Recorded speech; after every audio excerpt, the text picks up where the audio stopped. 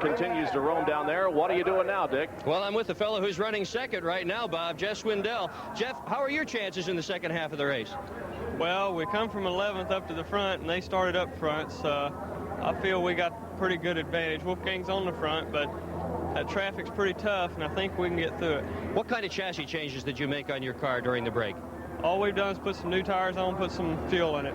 You got some pretty tough customers ahead of you. That guy ahead of you, Coppin, with a great big motor. Wolfgang's tough. Who's going to be the winner of this race? We are, definitely. There's three men, first, second, and third place, all absolutely convinced that they are going to win this race today. Back up to you, Bob. Unfortunately, Jeff's brother, Sammy, is out of this race, and that's quite a disappointment because Sammy was running so strong at the beginning of the event, but unfortunately an accident here on the main straightaway involving himself and Ed Lynch has sidelined him, so no threat from this point from Sammy Swindell. Well, let's take a look at the point standings in the World of Outlaw competition for 1983. It's been a tremendous season. Already, Steve Kinzer has clinched the championship. He's accumulated to this point 7,050 points, and there are 2 races to go after this one. Doug Wolfgang was in second, Sammy Swindell third, Ron Schumann and Shane Carson sixth, Brad Doty seventh, Jeff Swindell eighth, Bobby Allen ninth, Tim G, and 10th, Danny Smith. Well, the cars will soon be lining up back on the main straightaway to resume this race, but before we do that, we'll send it down to Dick again, who has Steve Kinzer with him. Well, I wish I had Steve Kinzer. Right now, he's too busy worrying about his race car to talk to anybody. In fact, they have worked tremendously hard on this car over the last 24 hours. They didn't think the engine was quite as sharp as it should be. Last night, they pulled it out, put another one in. They had a leaking seal in the rear end. They pulled the rear end completely out of the car last night, put another one in. They've changed the wing angle. They've changed both back tires. Kinzer just cannot stand to finish second. And he's got a lot of ground he's going to have to catch up. They have really made some major adjustments in this car in the last 24 hours, including in this very brief 10-minute pit stop. Steve has won 18 times this year on the World of Outlaw circuit, and he would like very much to walk off with the victory here at Syracuse this afternoon. Steve Kinzer from Bloomington, Indiana. Well, Kinzer has won this championship now 4 times. He won the first 3 years that the World of Outlaws were organized, 78, 79, and 80. He was third in the point standings in 81 as he dropped off as Swindell became champion. He was runner-up to Sammy last year, and as we commented, he's picked up crown number 4 this year. All right, and the drivers are getting back into their cars, and they're being pushed on to the racetrack. We'll be back for resumption of our event in just a moment. Time 6 Pacific Time, ESPN presents the Notre Dame-Penn State game. 2 teams with winning traditions, but disappointing 83 campaigns clash on ESPN Sunday, November 13th, 9 a.m. Eastern Standard Time and 6 a.m. Pacific Standard Time. Well, let's review the top 16 as we have completed 38 laps. Doug Wolfgang, Keith Kaufman, Jeff Swindell, Rocky Hodges. Running 5th, Steve Kinzer, then Jimmy Horton, Randy Wolf, and Scott Richard. Running in 9th, Kenny Jacobs, then Danny Smith, Ron Schumann, and Brad Doty. 13th, Jack Howdenshield. 14th is Jack Hewitt. 15th is Dan Van May. And 16th is Richard Lupo. And if you're interested in guys to keep your eyes on for the second half of this race, Jimmy Horton, who now resides in 6th position, runs in 5th. He came up from 15th, and Schumann came from 20th to place 11th. Here's Steve Kinzer, who's running in 5th place. He drives car number 11. Steve Kinzer has already cleansed the championship for 1983, and Larry Newber talked with him about his future. Steve, you almost have created a legend. You run so many races, you win so often, a lot of dollars.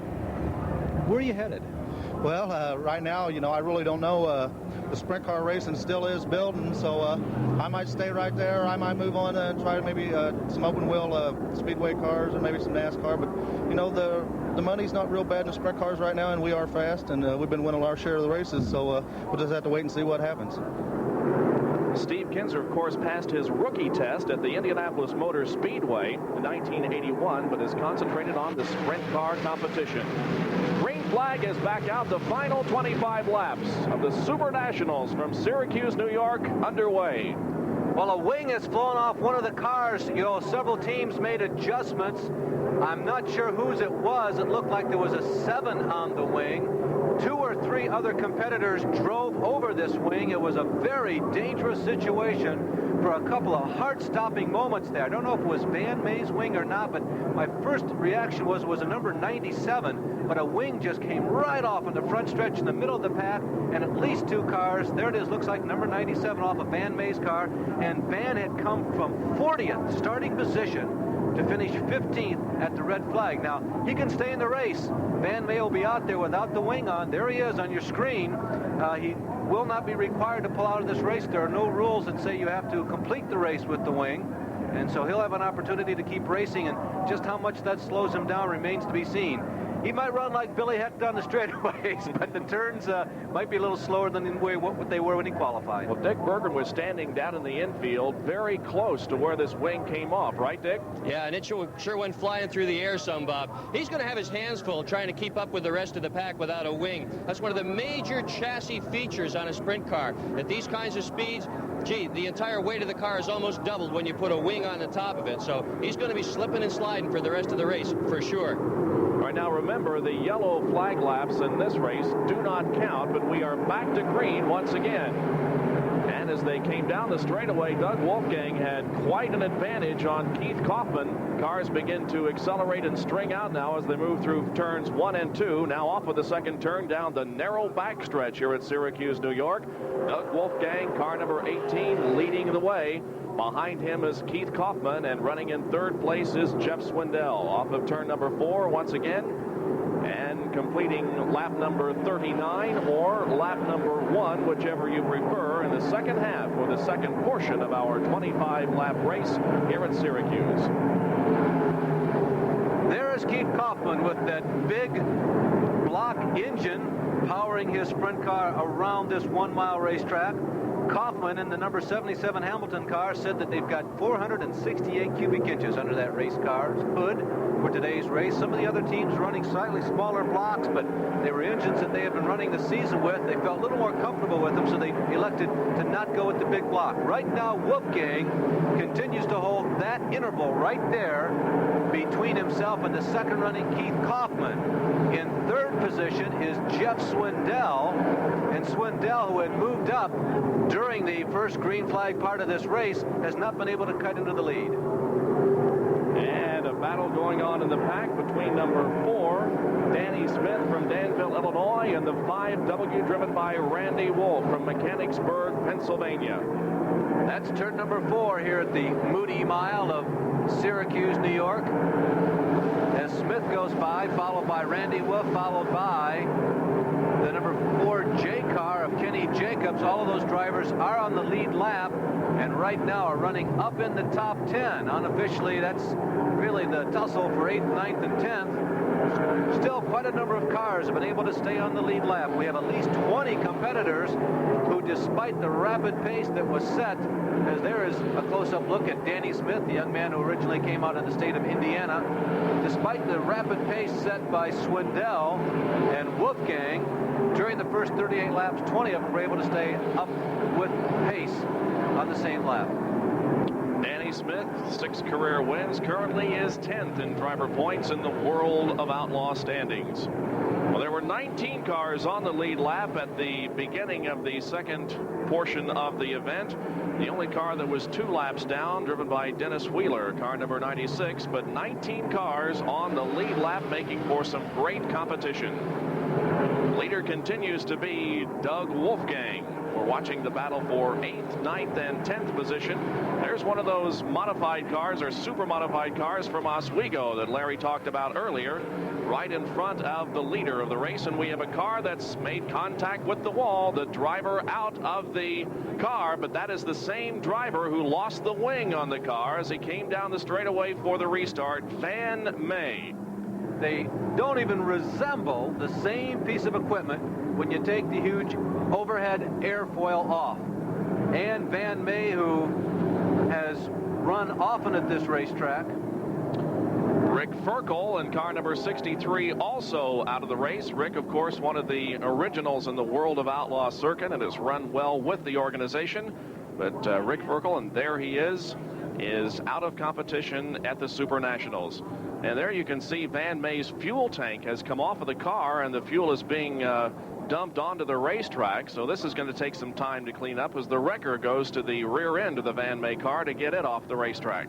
Van May was involved in one of the most frightening crashes ever in the history of sprint car racing here at Syracuse, and really one of the scariest ones I've ever seen in all of sprint car racing. Back here in 1978, I believe it was, the first year they ran here in the mile, he was involved in an accident that took off the entire cage of the race car. It was simply ripped right off, and May ended up sitting dazed in a car that was nothing more than a motor and a frame around him and a steering wheel.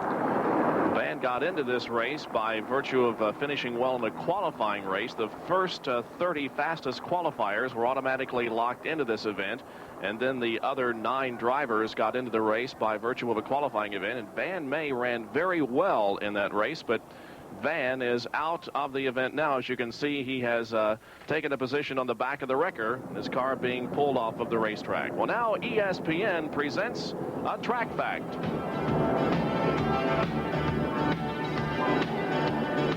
The drivers of open-wheel race cars mean to put the drivers of other kinds of race cars down. They say, among other things, real race cars don't have doors. Well, here's a bona fide real race car, all right. It's a full-blown sprinter. But this special body was built just for Syracuse here to slip and slide through the air. Driver Jeff Swindell says sometimes real race cars do have doors.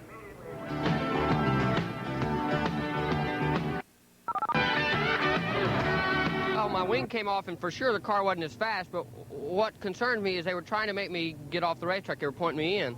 There's not really any rules we have to run with a wing, and I'd raced a long time today, and I was just trying to protect what I had. When they made me move up, I moved up there and got in the marbles and crashed into the wall. But that's kind of messed everything up, them telling me anything. Van May obviously unhappy with the decision of the officials for him to come in. No, not really. I'm just concerned because it changed my whole deal. I was just going to try to stay out of the way, but then they wanted me to get off. You know, I would have loved to have had that wing. Okay, there's Van May. And we're back to racing as the green comes out once again with 19 laps to go. Doug Wolfgang and Keith Kaufman broad slide off of turn number 2 down the backstretch. Doug Wolfgang, only the second leader of this race. Sammy Swindell led the first few laps, and then Wolfgang took over the lead. Sammy Swindell, the new world record holder on a 1-mile racetrack, is out of the race after an altercation on the front straightaway with Ed Lynch. Wolfgang, the leader, is ranked 4th in 1983 in terms of the number of laps led. He has led 98 laps, but Steve Kinzer, listen to this. There is Wolfgang in the upper right-hand picture of your screen, showing the fact that he has won 2 Knoxville Nationals crown, the original sprint car invitationals held every year out in the deep Midwest. Listen to Steve Kinzer's record for laps led of this year. He has led 639 laps. That's 41% of every one of the green flags run in the World of Outlaws this year. Right now, Wolfgang's trying to cut into that number, but obviously in no way he's going to catch it before this season ends. And a good battle going on for second position as we once again focus in on the leader, Doug Wolfgang. Second place, Keith Kaufman got high on the racetrack in turn number 2 a while ago, and Jeff Swindell able to close in the gap, but the lead being held well right now by Doug Wolfgang as positions are being battled for on the racetrack. Out of turn number 4 now, 4 cars running in a group, among them the number 20 car of... That's Bobby Weaver in the 20 car. Bobby is a lap down. Jacobs is right behind him. That's 9th, and the blue car there in the center of your screen is Randy Wolf. And Jacobs and Wolf have been doing everything except banging wheels. You can do that in a sprint car and a short track, but on a mile track like this, when you're averaging 120 plus, that's averaging 120 plus miles per hour, going as high as 140 or so at this point in the race in the straightaways. You got to be careful how much banging you do. But there you see Wolf looking for a way to get around. Again, the 20 car of Bobby Weaver scoring had him down 1 lap at the brakes. So Jacobs and Wolf still battling. You see Wolf get on the brakes heavy there. He did not want to take the chance of tapping Kenny Jacobs even at these high speeds. Had that been a short track, Randy Wolf might have stuck his nose up there.